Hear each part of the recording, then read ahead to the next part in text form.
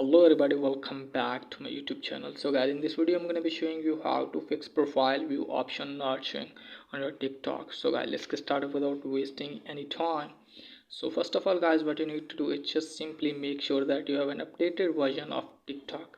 If you don't have, just simply update your TikTok, and after that just simply open it. Now from here just simply tap on profile, tap on three lines, then go to setting of privacy, and from here make sure that if it's showing or not. And still if it's not showing, then what you need to do is just simply tap on three lines again, go to setting of privacy, scroll it down from here, tap on report a problem. Now from here just simply scroll it down again and just simply tap on submit a report,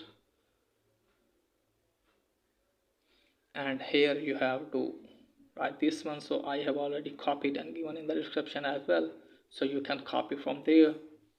Just simply tap on done.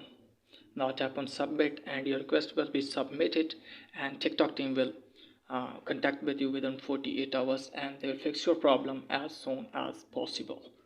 So that's all guys for today's video. If the video is helpful, please like and subscribe my channel. Thanks for watching.